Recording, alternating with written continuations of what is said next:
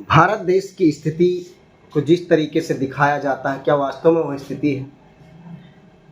भारत देश में जो दिखावे की राजनीति हो रही है, ये हमारी जनता के लिए बहुत बड़ा घातक है और ये एक बहुत बड़ा नासूर है। ये नासूर आगे चल करके बहुत ही बड़ा हानिकारक होगा इस भारत देश के लिए।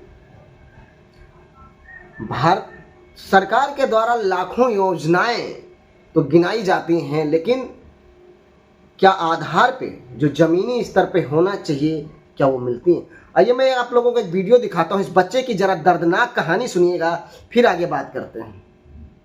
इलाज ना और सरकार नहीं, मोदी का लोग हैं, वो होते तो ये ना होते, तुम बताओ ना होते, ना कुछ ना दे रहे, कुछ ना दे रहे, हाँ बोल रहे अभी नहीं होगा इलाज, वो नहीं होगा, वो नहीं होगा, ये मर जाएगा जब वो इलाज का।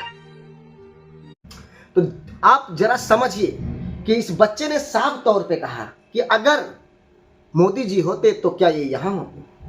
क्या हालात है हॉस्पिटल की, कैसे इलाज नहीं हो रहा है, क्या है, कौन सी स्थिति, कहाँ पे सरकार मजबूत नजर आती है, किस पहलू पर सरकार अपने आप को साबित कर सकती है? किसी भी अगर देखा जाए भारत देश में तो कोई भी किसी भी मायने पर सरकार पूरी तरीके से विफल नजर आती है। हाँ, नजर आती है वहां जात धर्म के नाम पर, एक दूसरे को लड़ाने के नाम पर, और जब किसी बहन बेटी की इज्जत लूटी जाती है तब लोग उसका सपोर्ट करने के बजाय, अगर कहीं विदेशों में कोई कांड होता है तो सबसे ज्यादा कुछ संगठन ऐसे होते हैं कि जो भारत देश की जो शांति व्यवस्था को बनाए रखने का जो शासन ने जो बीड़ा उठा रखा है, संकल्प लिया है, उसमें बाधा जरूर बनते हैं।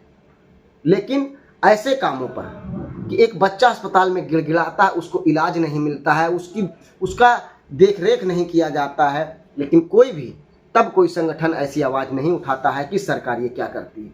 सरकार इनको किस तरीके से इलाज मुहैया कराना चाहिए, कैसे आधार पटल पर इस योजनाओं को रखना चाहिए जिससे सभी लोग लाभान्वित हों, लेकिन नहीं। विरोध होगा तो आरक्षण का, विरोध होगा तो जातियों का, विरोध होगा तो मजहब का, लेकिन विरोध सरकार की गलत नीतियों का कभी नहीं हो सकता। क्योंकि एक अगर गलत नीतियों का सरकार का विरोध करता है तो दूसरे उसके पक्ष में खड़े होते हैं और फिर आरोप लगता है कि ये इस जात के हैं, इस जात पर आरोप लगाते हैं। वहीं से कहानी हमारे देश की बिगड़ती है और वहीं से हम उस रास्ते को छोड़ देते हैं जिस रास्ते पे हमें चलना चाहिए।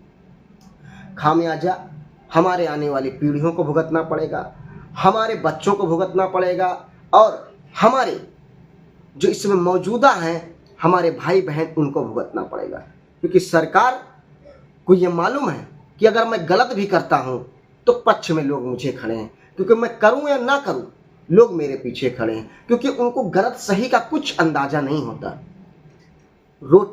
कुत्ते को रोटी फेंक दो तो कुत्ता ये नहीं सोचता है कि ये रोटी झूठी है, कि कहाँ से लाई गई, बस उस रोटी के पीछे वो कुत्ते दौड़ पड़ते हैं। यही हालात हमारे देश के बनते चले जा रहे हैं।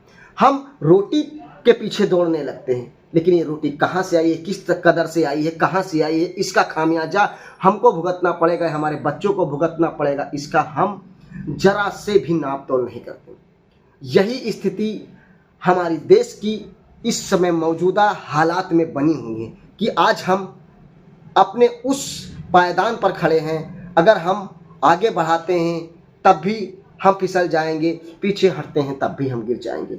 ऐसे हालात में हमें अगर एक दूसरे के साथ कंधे से कंधा मिलाकर नहीं चले तो हमारा भविष्य नर्क की ओर चला जाएगा। धन्यवाद दोस्तों।